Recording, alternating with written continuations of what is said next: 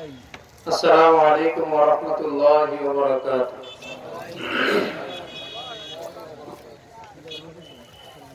نحمده ونستعينه ونستغفره ونؤمن به ونتوكل عليه ونعوذ بالله من شرور أنفسنا ومن سيئات أعمالنا.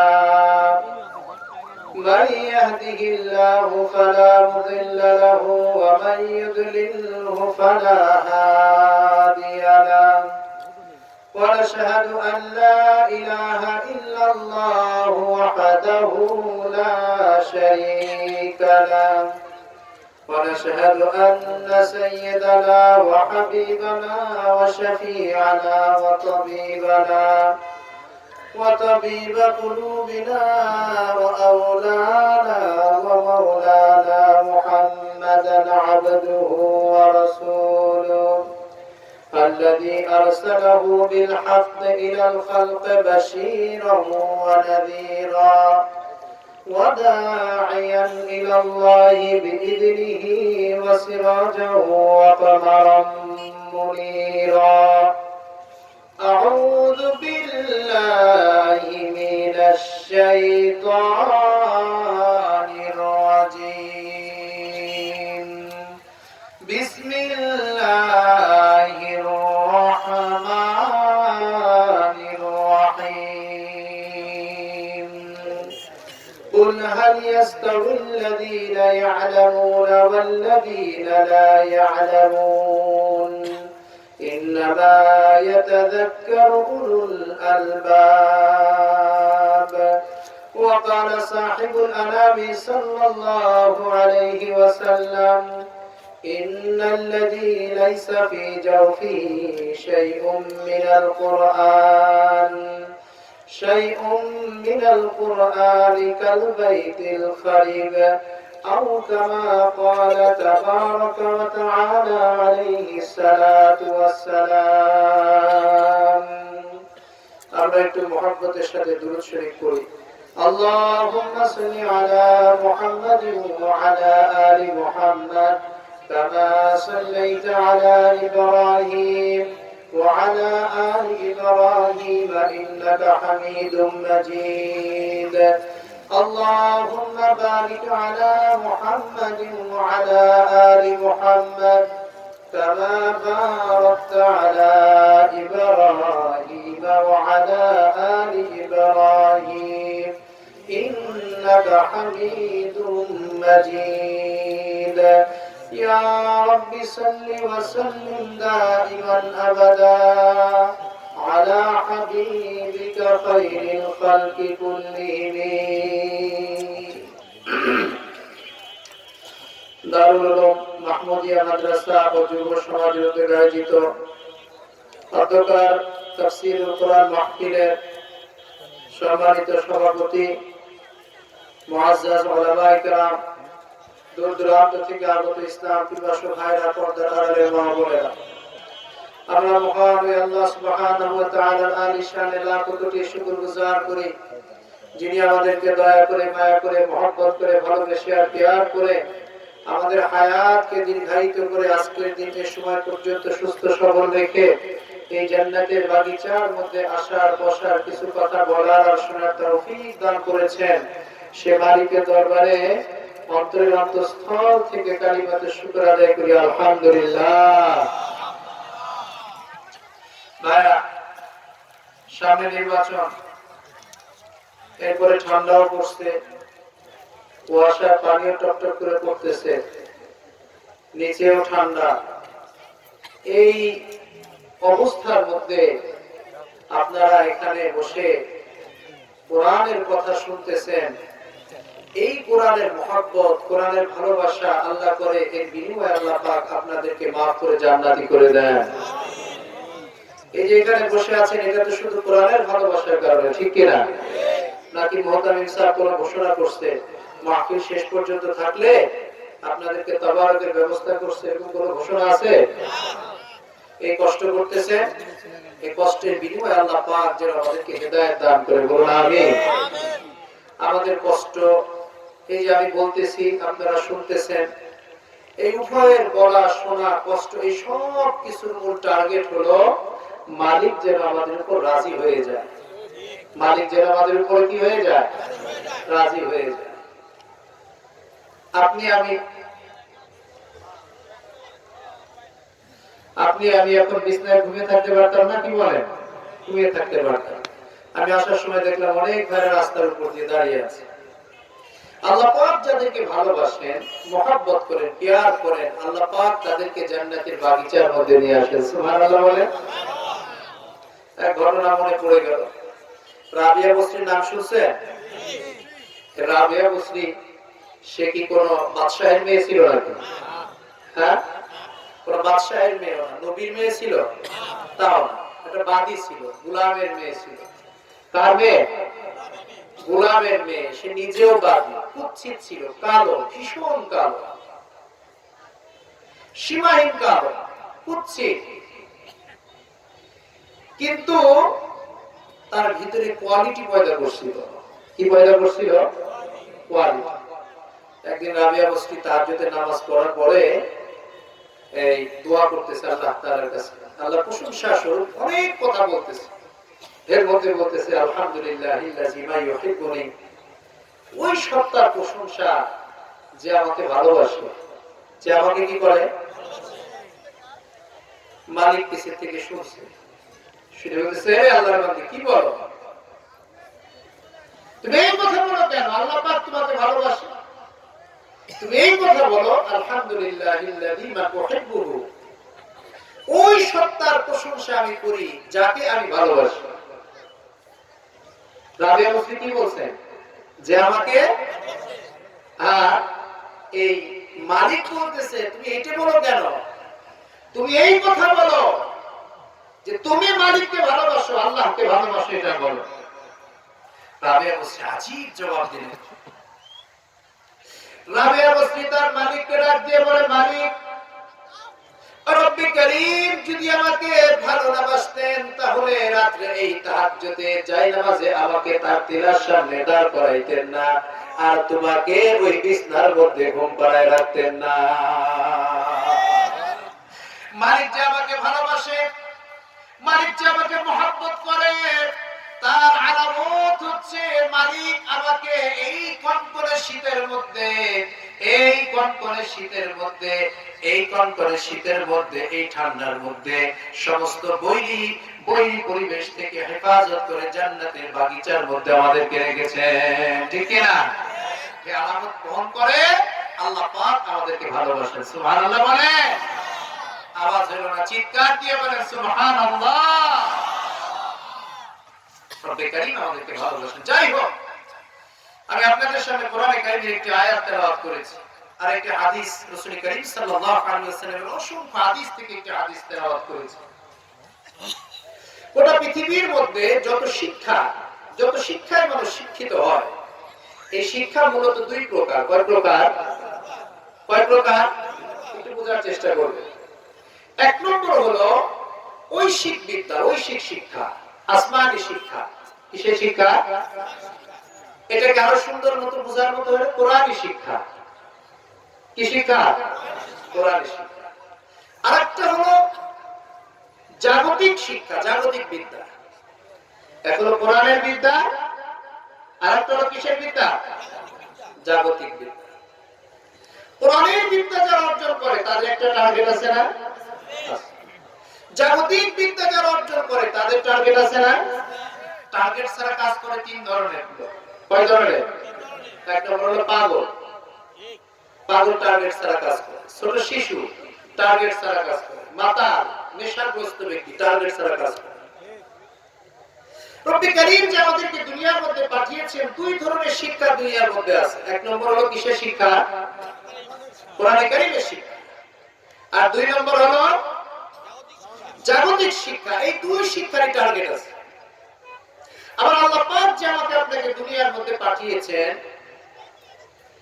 আমার আপনাকে আল্লাহ পাক দুনিয়ার মধ্যে পাঠিয়েছেন আমার আপনার সুখ শান্তির জন্য, চূড়ান্ত পর্যায়ের সুখ উপভোগ করার জন্য আল্লাহ পাক সাব্যস্ত করেছেন আখিরাতের জিন্দেগি। কিসের জিন্দেগি? জিন এবং ইনসানের চূড়ান্ত পর্যায়ের সফলতার জন্য রব্বে কারীম আমাদেরকে আখিরাতের জিন্দেগিকে সাব্যস্ত করেছেন নাকি দুনিয়ার জিন্দেগি?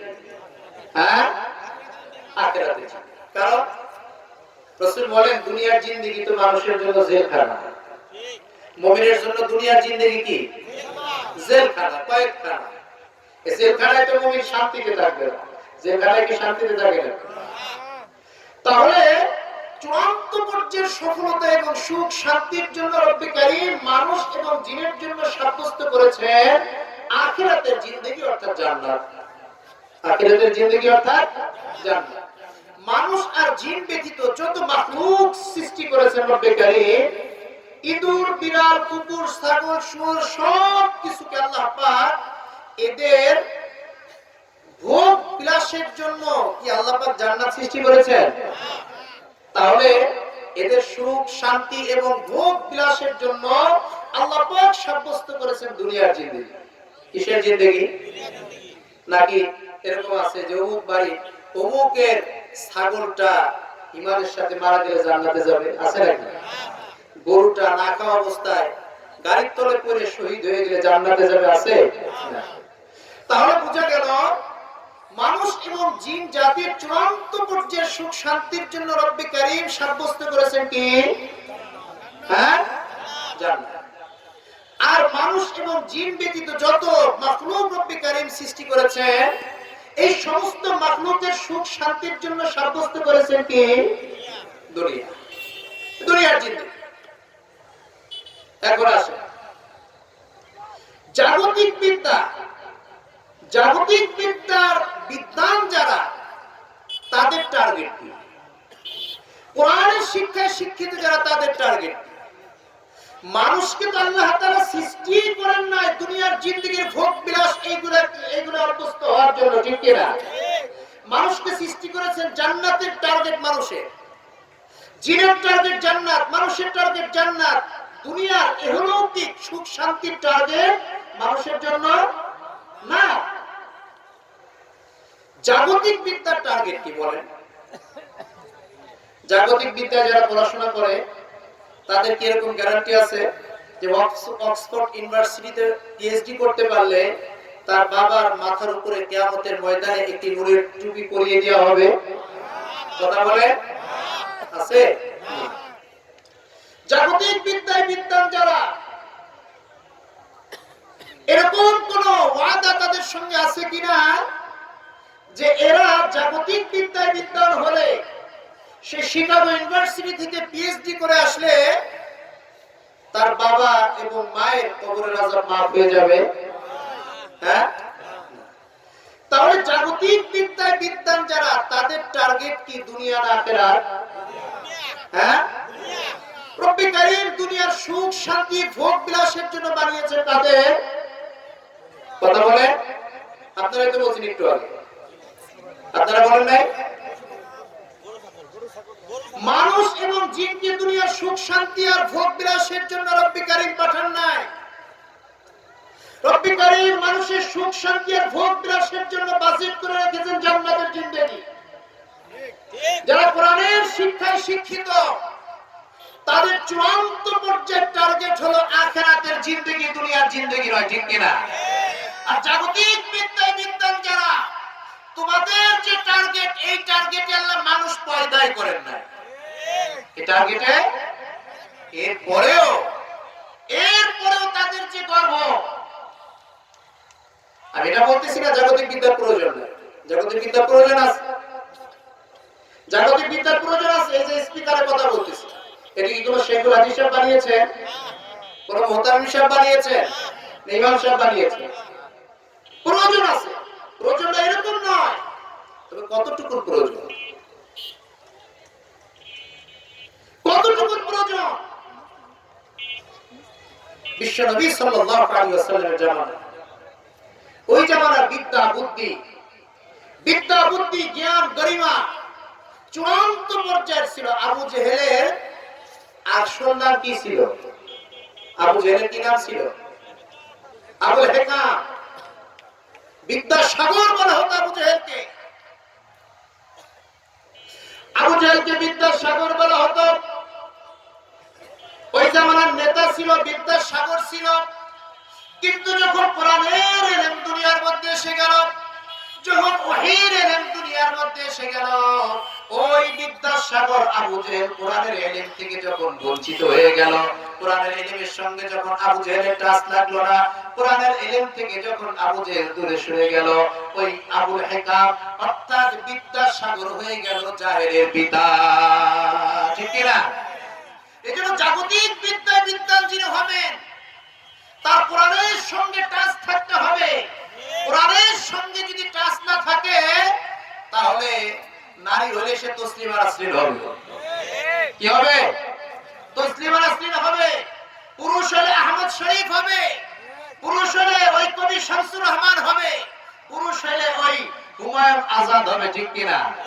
নাস্তিক হবে যে কোরআনের সঙ্গে জাগতিক বিদ্যার টাচ না থাকে। জাগতিক বিজ্ঞানের টাচ যদি কোরআনের সঙ্গে থাকে, তাহলে সে দুনিয়ায়ও চমকাবে, আখিরাতেও চমকাবে। ঠিক কিনা? এজন্য ভাইরা, আমি এটাই বলেছি, রাসূল করিম সাল্লাল্লাহু আলাইহি ওয়াসাল্লাম বলেন, কি বলেন? বিশ্বনবী বলেন, ইন্নাল্লাযী লাইসা ফী জাওফি শাইউম মিনাল কুরআনি কাল বাইতিল খারিব। বিশ্বনবী সাল্লাল্লাহু আলাইহি ওয়াসাল্লাম বলেন, যার মধ্যে কোরআন নাই, যার মধ্যে কোরআন নাই, যার মধ্যে কোরআনের নূর নাই, কোরআন নাই, সে হচ্ছে একটি বিরান ঘরের মতো। বিরান ঘরের মতো, বিরান ঘরের মধ্যে যেরকম ইঁদুর বিড়াল শিগাল আর বাদুর আর চামচিকে থাকে, যার দেহের মধ্যে কোরআন থাকবে না, যার অন্তরের মধ্যে কোরআন থাকবে না, তার অন্তরের মধ্যে এই পরিমাণের নাপাকি ঢুকে যাবে। এজন্য ভাইরা, এই যে মাহমুদিয়া মাদ্রাসা, ছোট ছোট বাচ্চারা, সুবহানাল্লাহ ওয়া বিহামদিহি, কোরআনের এক বাগান এখানে তৈরি হয়েছে আপনাদের মহল্লার মধ্যে। এটা আপনারা খুশি নেবে যান? রব্বি কারীম এই কোরআনকে এমন মর্যাদা শাড়ি করেছেন, গোটা কোরআনের মধ্যে রব্বি কারীম যত শপথ করেছেন, সবচেয়ে অর্থবহ এবং সবচেয়ে বড় কসম আল্লাহ পাক কেটেছেন এই কোরআনকে নিয়ে। কি নিয়ে? কোরআনকে নিয়ে। এই কোরআন যে ধরবে, সে তাকে এই কোরআন ছাড়বে না। এই কোরআনকে যে সরিয়ে রাখবে, তাকে কোরআন ছাড়বে না। ঠিক কিনা? এই কোরআনকে যে ধরবে, এই কোরআন তাকে জান্নাতে না নিয়ে পর্যন্ত ছাড়বে না। এই কোরআন থেকে যে বিচ্ছেদ হয়ে যাবে, এই কোরআন তাকে জাহান্নামে না নিয়ে পর্যন্ত ছাড়বে না। এজন্য ভাইরা, এই কোরআনের বাগানের সঙ্গে আমাদের টাচ থাকতে হবে। কি থাকতে হবে? টাচ থাকতে হবে। আপনি জাগতিক বিদ্যায় বিদ্বান হন, কোনো সমস্যা নেই, কিন্তু কোরআনের টাচ লাগবে। কোরআনের টাচ লাগবে।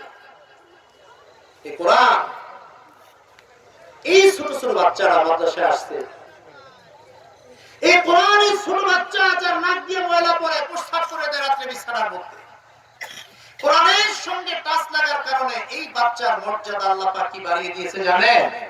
সুবহানাল্লাহ ওয়া বিহামদিহি। একটা বাচ্চা মাদ্রাসায় এখন ভর্তি হয় না, মাহমুদিয়া মাদ্রাসা। বাবা কি করছে? ট্রাক নিছে।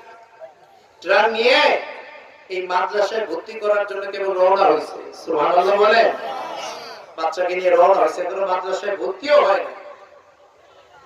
আসতে মোহতামিম সাহেবের সামনে, মোহতামিমের সামনে বসে মোহতামিম সাহেব বলছে, কি পড়াশোনা করছো? যে আমি তো স্কুলে পড়ছি বা পড়ি। মোহতামিম সাহেব লাল কায়দা একটা দিছে, আলিফ বা তাসা পড়ো তো আলিফ বা তাসা পড়তেছে। রওয়ায়াতের মধ্যে আসছে, এই বাচ্চা যে আলিফ বা তাসা পড়লো, আলিফ বা তাসা পড়ার সঙ্গে সঙ্গে আল্লাহ পাক তার মা বাবার জীবনের গুনাহ খাতাকে maaf করে দেন। এই ছেলে যখন মাদ্রাসায় ভর্তি হয়ে গেল, এই ছেলে যখন মাদ্রাসায় ভর্তি হয়ে বাড়িতে গেল, বাড়ি থেকে যখন আবার সে মাদ্রাসার দিকে আসবে, মান তাআল্লামা লিয়াতাআল্লামা ইলমান গাফারাল্লাহু লাহু আইয়াতুয়া। বিশ্বনবী সাল্লাল্লাহু আলাইহি ওয়াসাল্লাম বলেন, এই ছেলে যখন মাদ্রাসায় আবার আসার জন্য একটা স্যান্ডেলের উপর পা রাখলো, দ্বিতীয় পা স্যান্ডেলের মধ্যে ঢোকানোর আগেই তার জিন্দেগির গুনাহ খাতা maaf করে দিলেন। এক স্যান্ডেলে কদম রেখেছেন, দ্বিতীয় স্যান্ডেলে পা ঢোকানোর আগে তার জীবনের সমস্ত গুনাহ খাতা maaf। সুবহানাল্লাহ তাওয়াজ করে হলো না? আমেরিকার প্রেসিডেন্ট যদি বাংলাদেশে আসে, এখন প্রেসিডেন্টের নাম কি? হ্যাঁ, জো বাইডেন। মনে করেন বাংলাদেশে আসবে, তো তাকে কি করে? এয়ারপোর্টে ওই লাল গালিচার সংবর্ধনা দেয়, ঠিক কিনা? লাল গালিচার সংবর্ধনা দেয়। এই লাল গালিচার সংবর্ধনা কতটুকু পর্যন্ত থাকে বলেন? কতটুকু পর্যন্ত? এই ভিআইপি টার্মিনাল দিয়ে যখন তাকে বের করে আসে, বিমান থেকে নিয়ে তার গাড়ি পর্যন্ত লাল লাল গালিচার সংবর্ধনা। এরপরে গাড়িতে যখন বঙ্গভবন বন্ধ কোথাও নিয়ে যায়, তখন গাড়ি থেকে নিয়ে গার্ড অফ অনার দিয়ে লাল গালিচা করে তাকে ঢুকিয়ে দেয়। এতটুকু তো রাখি, পুরো রাস্তা লাল গালিচা থাকে। হ্যাঁ, বিশ্বনবী বলেন, যে ব্যক্তি তালিবুল ইলম, ইলম অন্বেষণ করার জন্য বের হলো, ইলম শিক্ষা করার জন্য যে বাচ্চা বের হলো, বিশ্বনবী সাল্লাল্লাহু আলাইহি ওয়াসাল্লাম বলেন, বিশ্বনবী সাল্লাল্লাহু আলাইহি ওয়াসাল্লাম বলেন, এই বাচ্চা যখন ঘর থেকে বের হলো, ঘর থেকে বের হয়ে এই বাচ্চার মাদ্রাসা পর্যন্ত যত দূর যাবে, যত দূর পর্যন্ত এই বাচ্চা চলতে থাকে, অত দূর পর্যন্ত রহমতের ফেরেশতারা তাদের রহমতের পাখাগুলো এই বাচ্চার পায়ের নিচ দিয়ে বিছিয়ে দেয়। তাহলে আমেরিকার প্রেসিডেন্টের দাম বেশি নাই এই মাহমুদিয়া মাদ্রাসার ছোট বাচ্চার দাম বেশি? এই ছোট বাচ্চার দাম বেশি। রিওয়ায়াতের মধ্যে আসছে, এই বাচ্চা যখন কি করে, এই বাচ্চা যখন কায়দা শেষ করে ফেলল, কায়দা শেষ করার পরে যখন কোরআন ধরলো আর কোরআন নাযিরা পড়া শুরু করে দিল, আলিফ লাম মিম যালিকাল কিতাবু লা রাইবা ফি, আলিফ লাম মিম যালিকাল কিতাবু লা রাইবা ফিহি হুদাল লিল মুত্তাকিন, যখন নাযিরা পড়া শুরু করে দিল, বিশ্বনবী সাল্লাল্লাহু আলাইহি ওয়াসাল্লাম বলেন, এই বাচ্চা যখন নাযিরা পড়া শুরু করে দিল, এই বাচ্চার মা অথবা বাবা অথবা মা বাবা উভয় যদি দুনিয়া থেকে বিদায় নিয়ে থাকে আর তাদের কবরের মধ্যে যদি আযাবের ফয়সালা হয়ে থাকে, এই বাচ্চা নাযিরা পড়া শুরু করলো, এই নাযিরা পড়া শুরু করার বরকতে আল্লাহ পাক এই মা বাবার কবরের আযাবকে আল্লাহ পাক maaf করে দেয়। মা বাবার কবরের আযাবকে রব্বে কারীম maaf করে দেয়। এই হলো কোরআনের মর্যাদা। সুবহানাল্লাহ বলে। আপনারা যে মাদ্রাসার সাথে লাগিয়ে আছেন না, মাদ্রাসার সাথে লাগিয়ে আছেন না, মহব্বত করেন, 2-4-5 টাকা দেয়া নিজে দিলেন, জানেন কি সওয়াব? আজীব আজীব। একটি ছাত্র মাহমুদিয়া মাদ্রাসায় একটা ছাত্র আলিফ পড়বে, কি পড়বে? আলিফ পড়লে কয় নাকি? কয় নাকি? 10। এই যে ছাত্রর 10 নাকি হলো, একবার আলিফ পড়লো, সাথে সাথে 10 নাকি মায়ের আমলের মধ্যে চলে যাবে। চিৎকার দিয়ে বলেন, বাবার আমলের মধ্যে চলে যাবে 10। মার আমলের গেল কত? বাবার আমলের কত? উস্তাদের আমলের 10। উস্তাদের আমলের মোহতামিম সাহেবের আমলের 10। মোহতামিম সাহেব সে ফিকির করতেছে না? মোহতামিম সাহেবের আমলের 10। বডিকে যে পাক করে, তার পাক করে খায়, তার আমলের মধ্যে যে ঘরের মধ্যে পড়তেছে, যে ঘরে যে একটা ইট দিছে, তার আমলের মধ্যে ইটও দিতে পারে না, বালিও দিতে পারে না, কান্দে করে একদলা মাটি সরাইছিল ওই জায়গা থেকে, তার আমলের মধ্যে যে চাটার উপর বসে পড়তেছে, তার আমলের মধ্যে যে লাইটের নিচে বসে পড়তেছে, তার আমলের মধ্যে যে ফ্যানের নিচে বসে পড়তেছে, তার আমলের মধ্যে যে টিনের চাল দিছে, তার আমলের মধ্যে। সুবহানাল্লাহ বলেন। পড়লো একজন, নেকির ভাগী হলো কয়জন? হ্যাঁ, এই হলো কোরআনের মুজিজা, এই হলো কোরআনের মুজিজা। এজন্য কোরআনের সঙ্গে যার টাচ থাকবে, কোরআনের সঙ্গে যার টাচ থাকবে, আল্লাহ পাক তার ইজ্জতকে বাড়িয়ে দিবেন। সুবহানাল্লাহ বলে। ইজ্জতকে বাড়িয়ে দিবেন। ভাইরা, দুঃখের বিষয় আজকে কোরআন নিয়ে, কোরআন নিয়ে, ইসলাম নিয়ে যে জাগতিক বিদ্যার বিদ্বানরা, জাগতিক বিদ্যার বিদ্বানদের যে টার্গেট দুনিয়া কামাই করা, যে করেন নাই। তারা যে পরিমাণের গর্ব করে কোরআনের শিক্ষায় শিক্ষিতদের উপরে, অথচ তাদের শিক্ষার যে টার্গেট, ওই টার্গেটের জন্য আল্লাহ মানুষই কি করেন নাই? কারে তৈরি করছেন? কুকুর, শুকুর, শ্রীগাল, ইঁদুর, বাদুরকে সৃষ্টি করছেন দুনিয়া কামার জন্য, দুনিয়ায় ভোগ বিলাসের জন্য। রব্বে কারীম তাদেরকে সৃষ্টি করছেন, মানুষ আর জিনকে সৃষ্টি করেন না, ঠিক কিনা? অথচ তাদের যে গর্ব, এরা কিছু জানে না। কাঠমোল্লা, এরা কিছু জানে না, এরা তো কাঠমোল্লা। নাউজুবিল্লাহ বলে, নাউজুবিল্লাহ বলে। উলামায়ে কেরামকে অসম্মান করতে পারে, উলামায়ে কেরামকে গালি দিতে পারে এক শ্রেণী। কোন শ্রেণী বলবো? কথা বলেন, রাগ করবেন না তো? আমি আমার কথা বলবো না।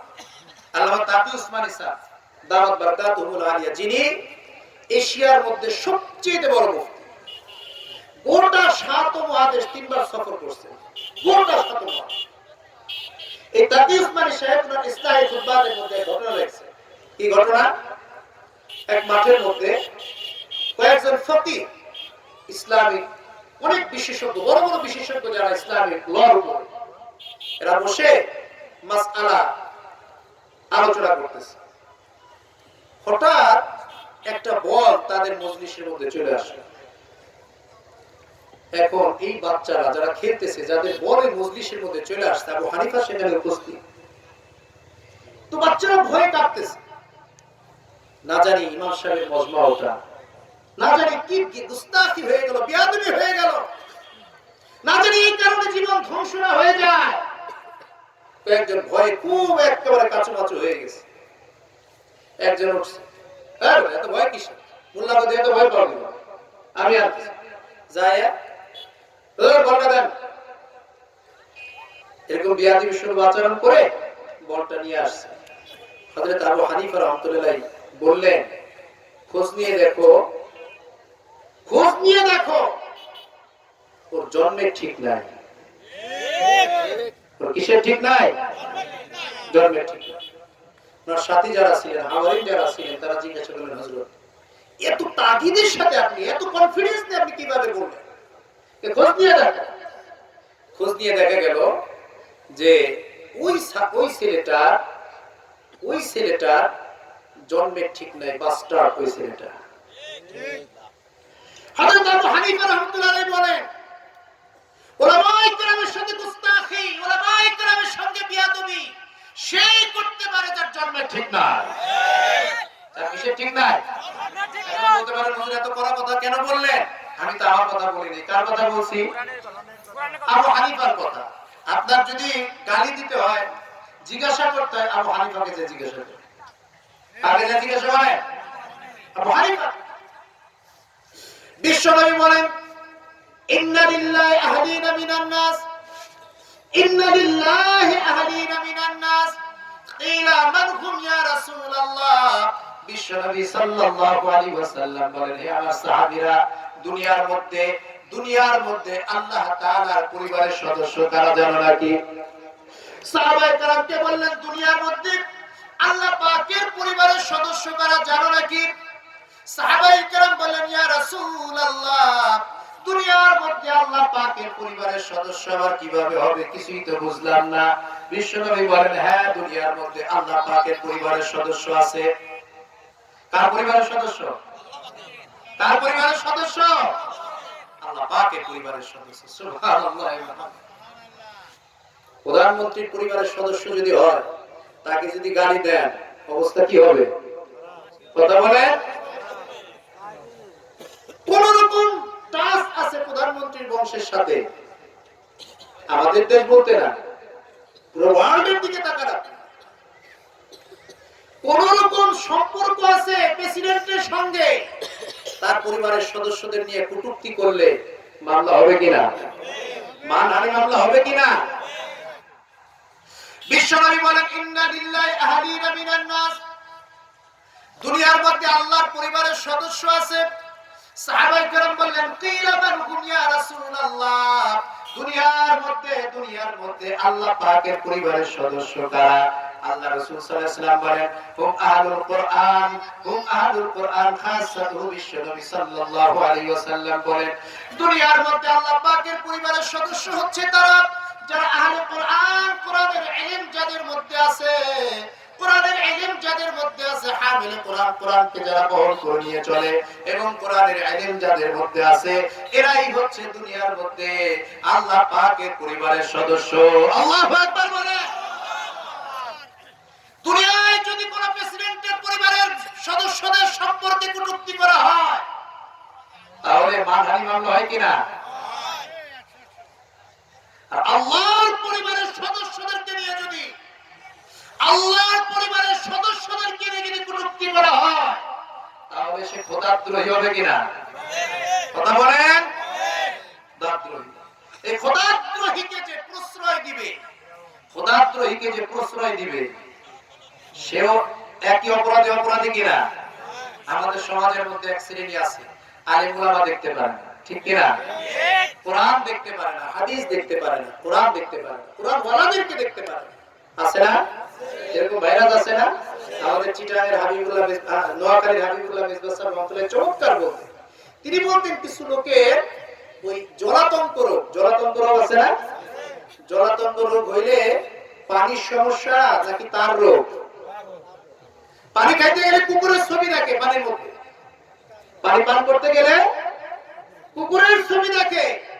এখন এই যে কুকুরের ছবি যে পানির মধ্যে দেখতেছে, এটা কি পানির সমস্যা না তার সমস্যা? হ্যাঁ, তার সমস্যা। হযরত মাওলানা হাবিবুল্লাহ মিসবাহ সাহেব রহমাতুল্লাহ বলতেন আমাদের সমাজে এক শ্রেণীর লোক আছে, তাদের হলো এই ওলামা আতঙ্ক রোগ আছে, আলেম ওলামা আতঙ্ক রোগ আছে। আলেম ওলামাকে দেখলে তাদের মাথার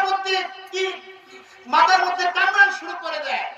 কোরআন হাদিসের কথা শুনলে তাদের মাথায় কামড়ানো শুরু করে দেয়।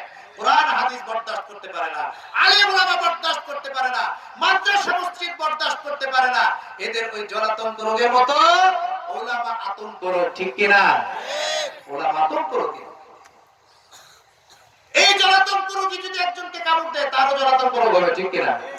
এই জন্য জলাতঙ্ক রোগ হইলে সরকারি তাকে কি করে দেয়? ইনজেকশন দিয়ে তাকে শেষ করে দেয়। জলাতঙ্ক রোগী তাকে ইনজেকশন দিয়ে শেষ করলো, তার দুনিয়া গেল, আখিরাত গেছে? কথা বলেন। আখিরাতে শেষ হই, আখিরাতে ওলামা আতঙ্ক রোগী যে ওলামায়ে কেরাম দেখলে মাথার মধ্যে কুরকুর করে, এই ওলামা আতঙ্ক রোগী যদি অন্য কাউকে টাচ করে, অন্য কারোর মধ্যে তার এই রোগ ঢুকে দেয়, তার দুনিয়া বরবাদ হবে না আখিরাত বরবাদ হবে? হ্যাঁ, আমি কথা বুঝাইতে পারিনি। ওলামা আতঙ্ক রোগী যিনি, সে যদি কাউকে সবল মারে তাহলে এর দ্বারা কি দুনিয়া বরবাদ না আখিরাত বরবাদ? দুনিয়া আখিরাত উভয়টাই বরবাদ। জলাতঙ্ক রোগী যেরকম কামড় দিলে দুনিয়া বরবাদ, আখিরাত বরবাদ নয়। সুতরাং জলাতঙ্ক রোগীকে ইনজেকশন দিয়ে দুনিয়া থেকে শেষ করে দিতে হয়। তদ্রূপ ভাবে ওলামা আতঙ্ক রোগী যারা, তাদেরকে সমাজ থেকে বয়কট করতে হবে, ঠিক কিনা? সমাজ থেকে বয়কট করতে হবে। আখিরাত বরবাদ করবে, পরকাল বরবাদ করবে, আখিরাত বরবাদ করবে না। এক শ্রেণীর লোক হয়েছে এখন, দেখেন না? শাইখুল ইসলাম আল্লামা শাহ আহমদ শফি সাহেব নওয়ারাল্লাহু মারকাদা যতদিন পর্যন্ত বাংলার জমিনে জীবিত ছিলেন, ওই নাস্তিক রাম বামরা কথা বলার সুযোগ পায় নাই, ঠিক কিনা? 2013 তে লাফাইছিল শাহবাগে গিয়ে, এক কামড় দিছে বঙ্গোপসাগর পেরিয়ে ওই বাউন্ডারি পার করে দিয়ে আসছে।